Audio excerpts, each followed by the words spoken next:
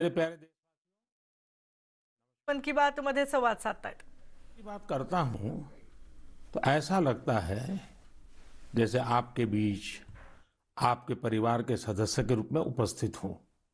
हमारी छोटी छोटी बातें जो एक दूसरे को कुछ सिखा जाए, जीवन के खट्टे मीठे अनुभव जो जी भर के जीने की प्रेरणा बन जाए, बस यही तो है मन की बात।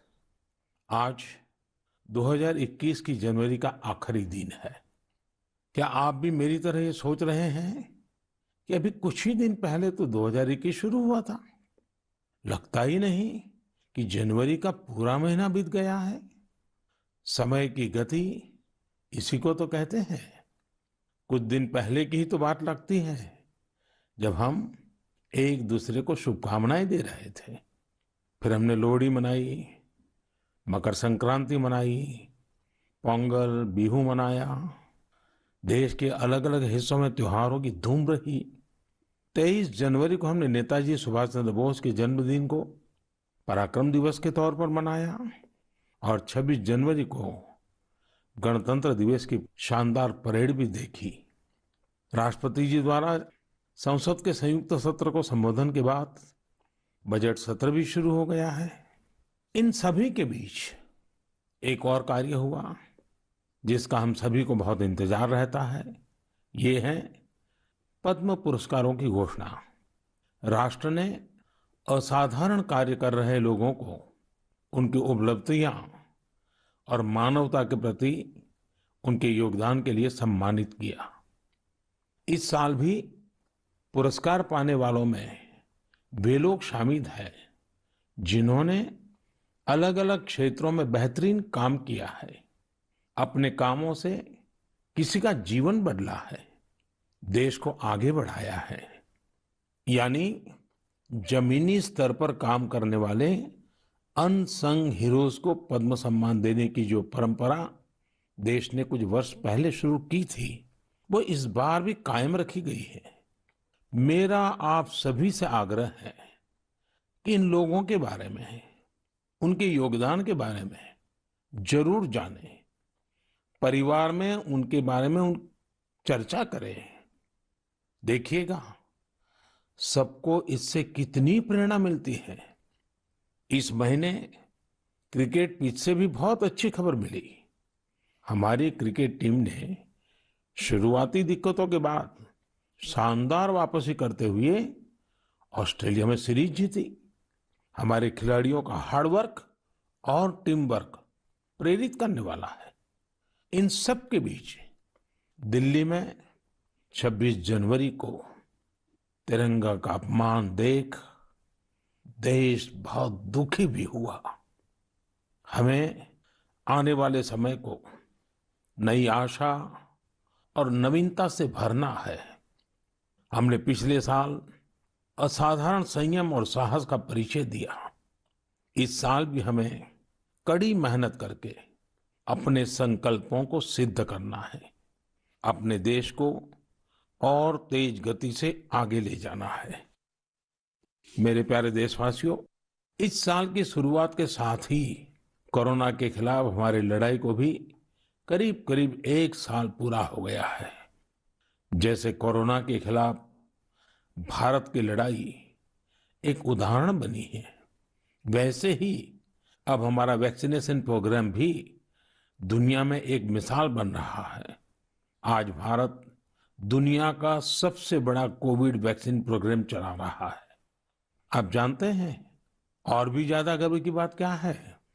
हम सबसे बड़े वैक्सीन प्रोग्राम के साथ ही दुनिया में सबसे तेज गति से अपने नागरिकों का वैक्सीनेशन भी कर रहे हैं। सिर्फ 15 दिन में भारत अपने 30 लाख से ज्यादा कोरोना वॉरियर का टीकाकरण कर चुका है, जबकि अमेरिका जैसे समृद्ध देश को इसी काम में 18 दिन लगे थे और ब्रिटेन को 36 दिन।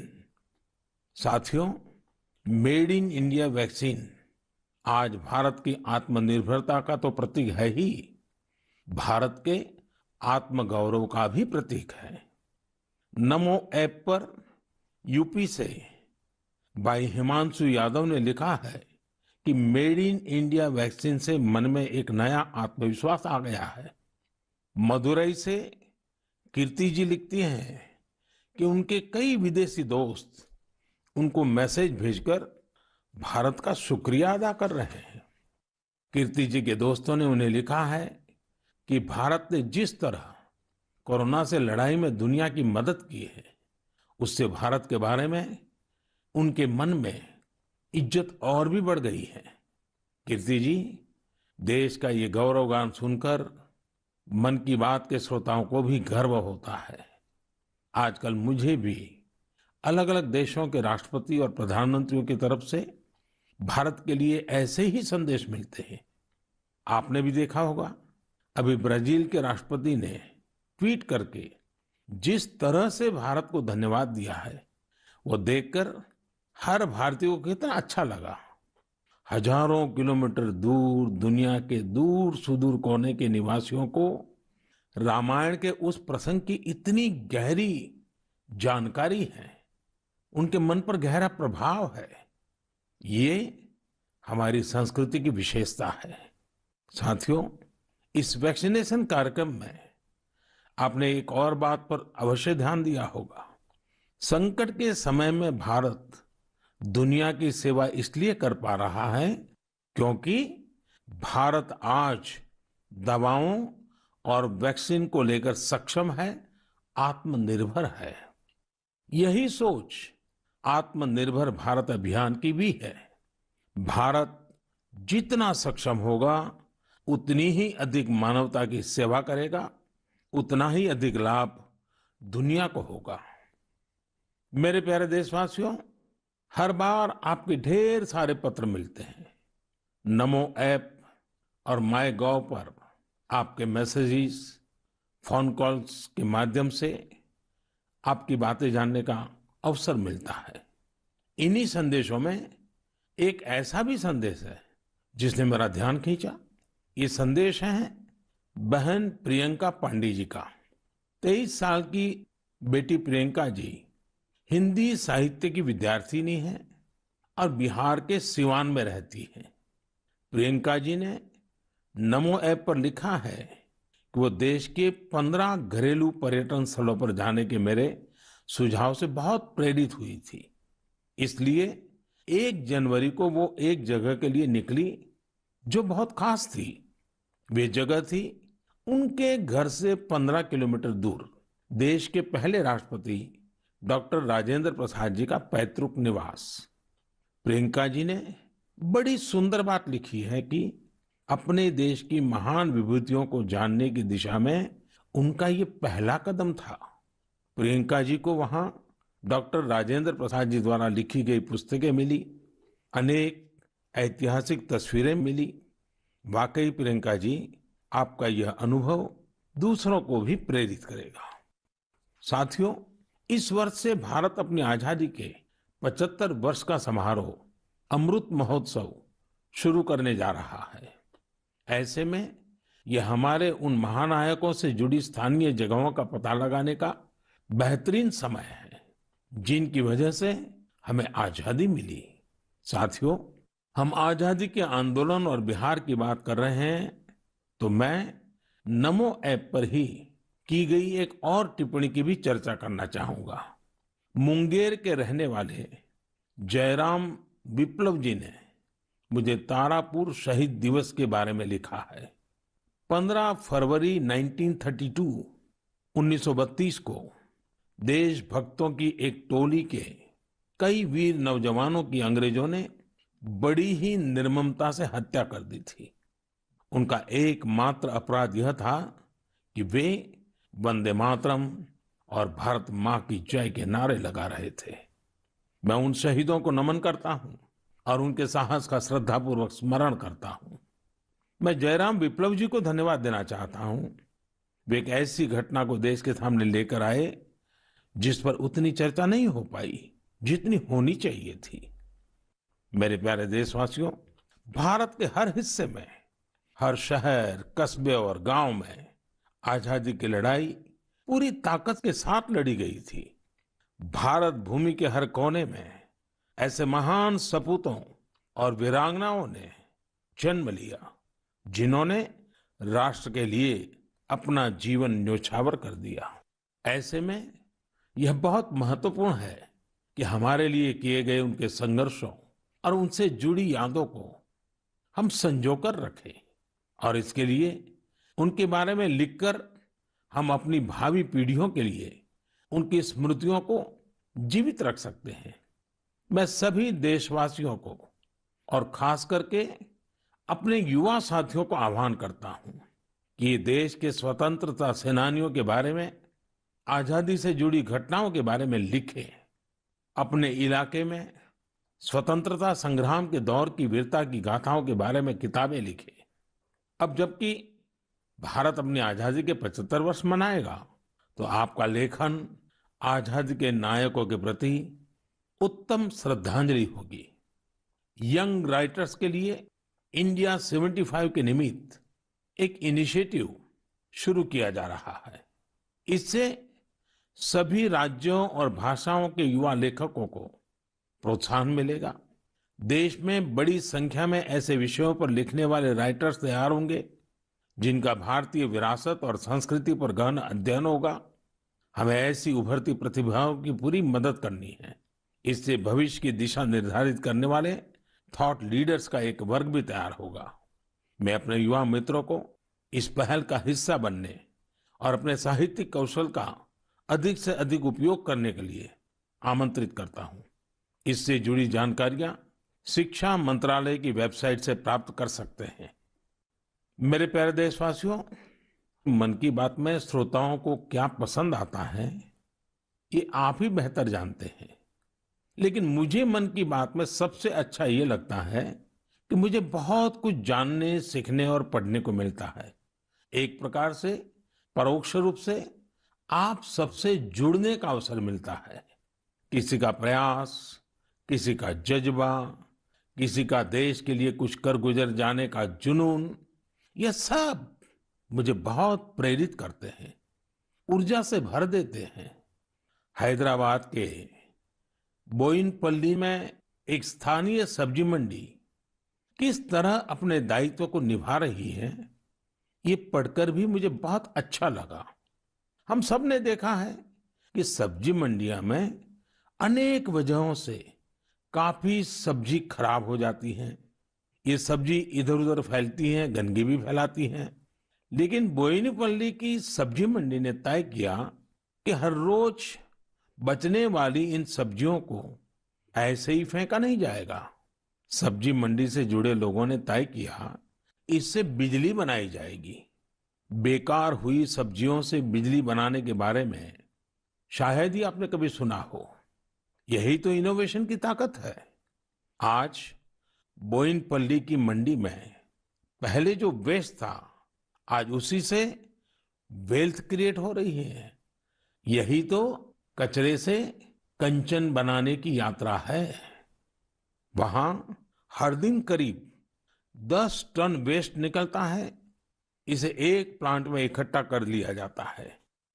प्लांट के अंदर इस वेस्ट से हर दिन 500 यूनिट बिजली बनती है और करीब 30 किलो बायोफ्यूल भी बनता है। इस बिजली से ही सब्जी मंडी में रोशनी होती है और जो बायोफ्यूल बनता है उससे मंडी की कैंटीन में खाना बनाया जाता है ना कमाल का प्रयास। ऐसा ही एक कमाल हरियाणा के पंचकुला की बड़ौद ग्राम पंचायत ने भी करके दिखाया है। इस पंचायत के क्षेत्र में पानी की निकासी की समस्या थी। इस वजह से गंदा पानी इधर उधर फैल रहा था, बीमारी फैलाता था। लेकिन बड़ौद के लोगों ने तय किया इस वाटर वेस्ट से भी वेल्थ क्रिएट करेंगे। ग्राम पंचायत ने पूरे गांव से आने वाले गंदे पानी को एक जगह इकट्ठा करके फिल्टर करना शुरू किया और फिल्टर किया हुआ ये पानी अब गांव के किसान खेतों में सिंचाई के लिए इस्तेमाल कर रहे हैं। यानी प्रदूषण, गंदगी और बीमारियों से छुटकारा भी और खेतों में सिंचाई भी। साथियों, पर्यावरण की रक्षा से कैसे आमदनी के रास्ते भी खुलते हैं, इसका एक उदाहरण अरुणाचल प्रदेश के तवांग में भी देखने को मिला। अरुणाचल प्रदेश के इस पहाड़ी इलाके में सदियों से मोन शुगु नाम का एक पेपर बनाया जाता है। ये कागज यहाँ के स्थानीय शुगु शेंग नाम के एक पौधे की छाल से बनाते हैं। इसलिए इस कागज को बनाने के लिए पेड़ों को नहीं काटना पड़ता है। इसके अलावा इसे बनाने में किसी केमिकल का इस्तेमाल भी नहीं होता है। यानी ये कागज पर्यावरण के लिए भी सुरक्षित है और स्वास्थ्य के लिए भी। एक वो भी समय था जब इस कागज का निर्यात होता था, लेकिन जब आधुनिक तकनीक से बड़ी मात्रा में कागज बनने लगे तो ये स्थानीय कला बंद होने की कगार पर पहुंच गई। अब एक स्थानीय सामाजिक कार्यकर्ता गोम्बू ने इस कला को पुनर्जीवित करने का प्रयास किया है। इससे यहाँ के आदिवासी भाई बहनों को रोजगार भी मिल रहा है। मैंने एक और खबर केरल की देखी है जो हम सभी को अपने दायित्वों का एहसास कराती है। केरल के कोट्टयम में एक दिव्यांग बुजुर्ग हैं, एनएस राजप्पन साहब। राजप्पन जी पैरालिसिस के कारण चलने में असमर्थ हैं, लेकिन इससे स्वच्छता के प्रति उनके समर्पण में कोई कमी नहीं आई है। वो पिछले कई सालों से नाव से वेम्बनाड झील में जाते हैं और झील में फेंकी गई प्लास्टिक की बोतलें बाहर निकाल करके ले आते हैं।